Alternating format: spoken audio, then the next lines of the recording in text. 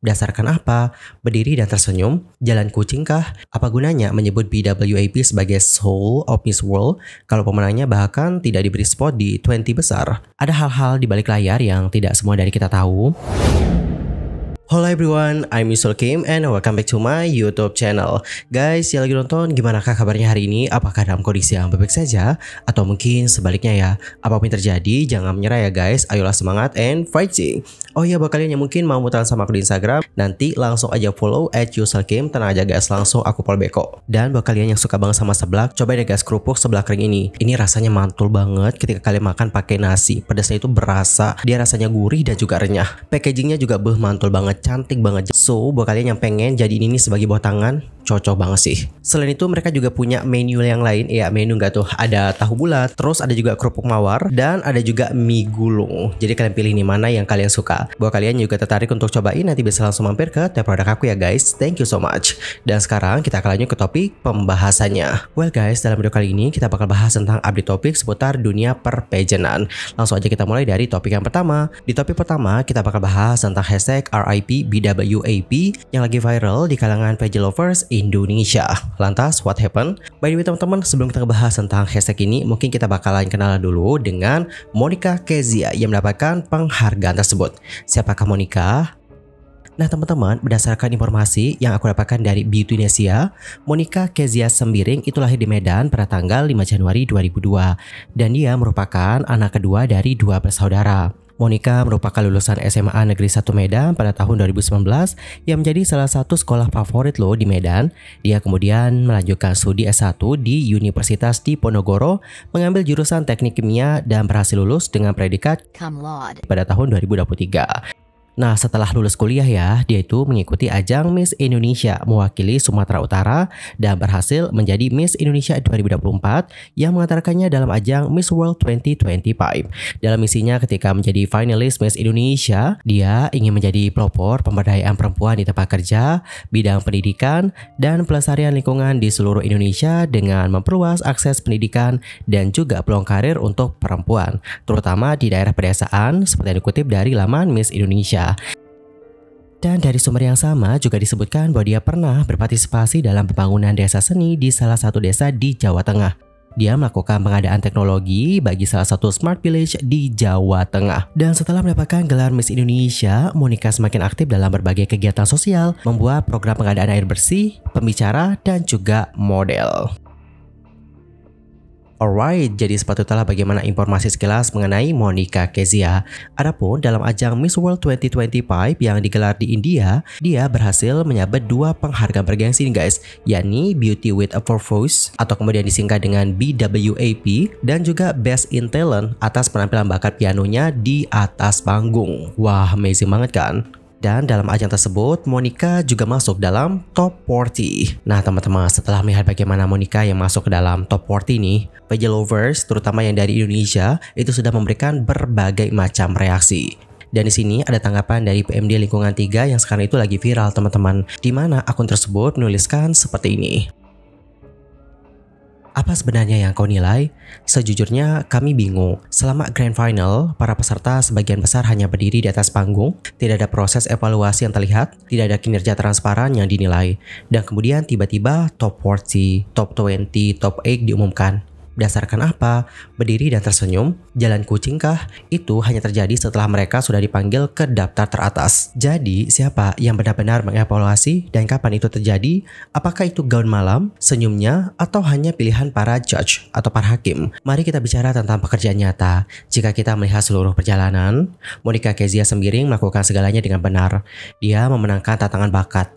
Dia memenangkan penghargaan paling berarti dari semuanya, Beauty with a Purpose, yang Miss World sendiri sebut hati dari kontes. Namun, yang memegang hati itu hanya tersisa di 40 besar, tidak ada 20 besar, tidak ada 8 besar, tidak ada pidato terakhir. Bagaimana? Ini adalah pertama kalinya dalam sejarah Miss World bahwa pemenang BWAP bahkan tidak maju melampaui 40 besar. Dan tidak ada penjelasan, tidak ada transparan, hanya diam dan tersenyum di pentas. Apakah ini yang Miss World berdiri untuk sekarang?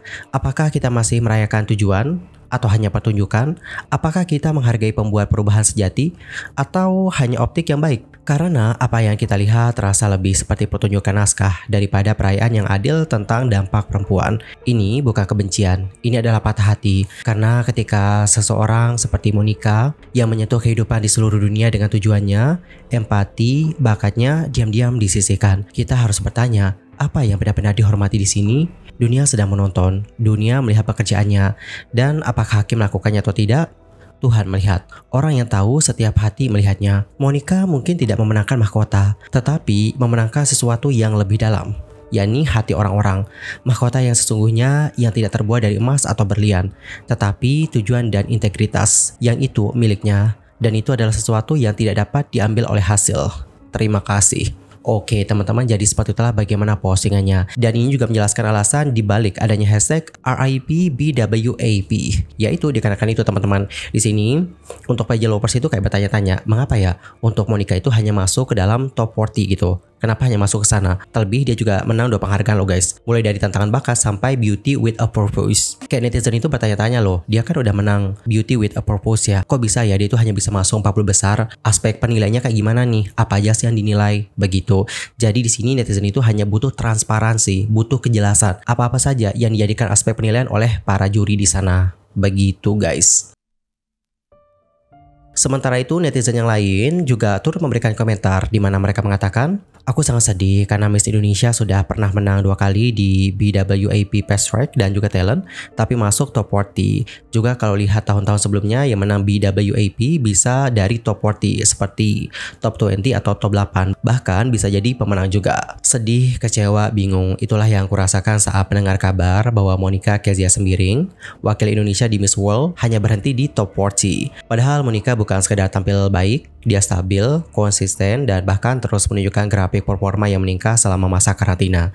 Dia bukan hanya hadir, dia bersinar. Yang lebih menyesakan, Monica memenangkan 2 fast track penting, Talent dan yang paling bergengsi Beauty with a Purpose, yang selama ini disebut sebagai jantung dan jiwa dari Miss World. Tapi anehnya, kali ini kemenangan di BWAP seakan tidak berarti apa-apa.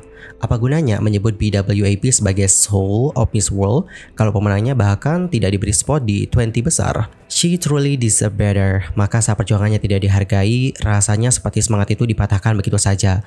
Kali ini kecewa banget sama Miss World. Alright teman-teman, jadi seperti itulah bagaimana pendapat-pendapat dari para netizen.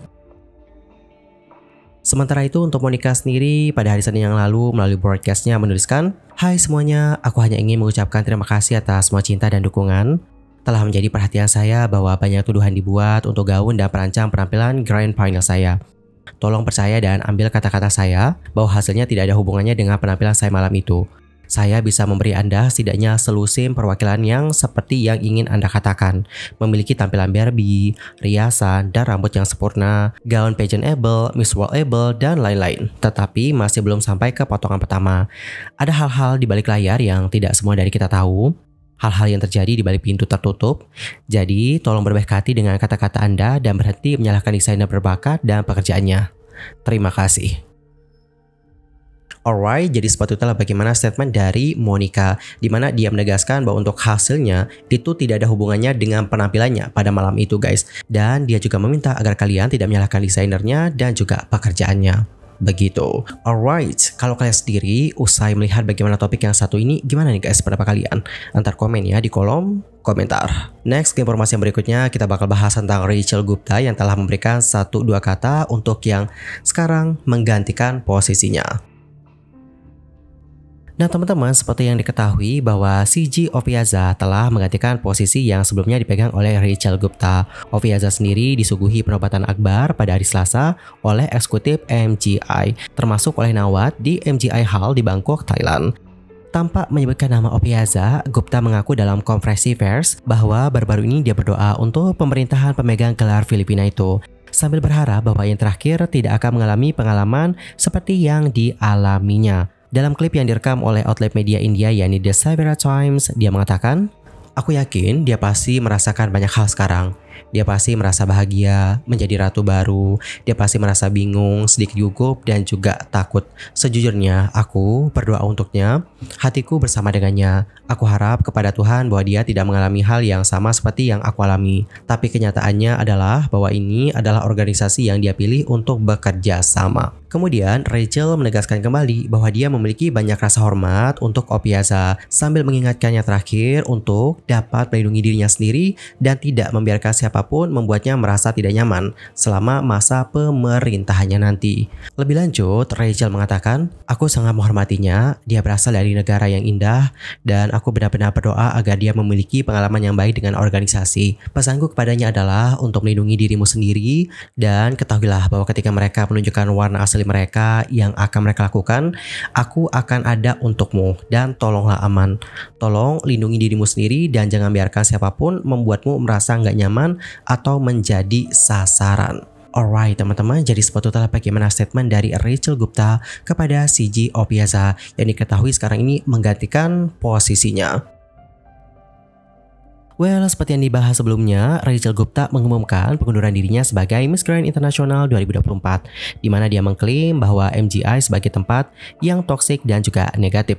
Gupta lantas menyampaikan keluhannya dengan kontes kecantikan tersebut. Dalam pengakuannya, Rachel mengaku bahwa kehidupannya berubah jadi mimpi buruk usai dinobatkan sebagai pemenang pada Oktober 2024 yang lalu. Ia menyebut MGI sebagai sarang toksisitas dan negativitas. Alih-alih tinggal di penthouse mewah seperti yang dijanjikan, Gupta dipindahkan ke hotel sempit yang bahkan tidak bisa memuat koper-kopernya dengan baik. Tak lama kemudian, dia dipindahkan lagi ke rumah yang disebutnya bobrok di pinggiran kota. Dia juga mengatakan bahwa dirinya nggak punya mobil dan tidak ada cara untuk bepergian, sehingga dia pun terkurung di rumah sampai mereka butuh dirinya untuk tampil. Tanpa dapur layak, tanpa fasilitas olahraga, dan tanpa akses ke makanan sehat, berat badannya pun naik. Namun, alih-alih mendapatkan dukungan, dia justru mendapatkan tekanan. Sambil menangis, dia mengatakan, "Mereka mengirim perwakilan yang mencubit tubuh saya sambil bilang, kamu harus kurus di sini dan kamu harus kurus di sana. Itu memalukan dan juga menyakitkan." Selain itu, dia juga mengungkapkan tentang bagaimana dirinya yang mesti menjual produk murah dan juga norak di TikTok untuk keuntungan finansial dari kontes, di mana dia menegaskan seperti ini. You guys know they made us sell these cheap tacky products on TikTok, alright? Like we were sales girls. You've crowned queens. Girls who we have careers in our country, we do things, we're well respected, and they're making us sell cheap products on TikTok because it makes them money. And you can't say no because the boss has asked you to do it. You have women like me, for example, a person who's a speaker, who wants to like talk about issues, who wants to create change in the world, who has so many ideas, not just for business but for philanthropic work, and you want her to sell chili paste and chili sauce and random things on TikTok? Seriously? Sementara itu, pihak MGI menanggapi pernyataan Gupta dengan mencabut mahkotanya secara resmi melalui pernyataan di Instagram pada tanggal 28 Mei 2025. Mereka menuding Gupta tidak menjalankan tugas, mengikuti proyek eksternal tanpa izin, dan menolak perjalanan ke Guatemala. Organisasi tersebut langsung menanggapi setiap tuduhan mentah-mentah mereka. Mereka juga meminta agar mahkotanya dikembalikan ke markas besar dalam waktu 30 hari. Adapun untuk masalah ini atau pembahasan seperti ini juga sudah kita bahas ya guys di dua video. Ada dari sisinya Rachel dan juga sisinya MGI. Dan buat kalian yang mungkin belum nonton, bisa nonton video tersebut. Anyway, cukup sekian aja untuk hari ini. I'm Sulki pamit dan aku mohon maaf kalau ada kesalahan, baik itu dalam ucapan, sikap, tindakan, dan maybe ada misinformation, mohon koreksi ya. Sampai jumpa semuanya dan selamat beraktivitas. Dan buat kalian yang keteknya itu sering basah, cobain ya guys untuk pakai antiperspirant dari Grace and Glow. Ini juga dapat membantu lo guys supaya ketika kalian tuh nggak bau. Untuk cara pemakaian juga sudah ada di kemasan, nanti kalian tinggal baca-baca ya. Buat kalian yang mungkin tertarik juga untuk cobain, nanti bisa langsung mampir ke tap produk aku. Thank you so much and bye bye everyone.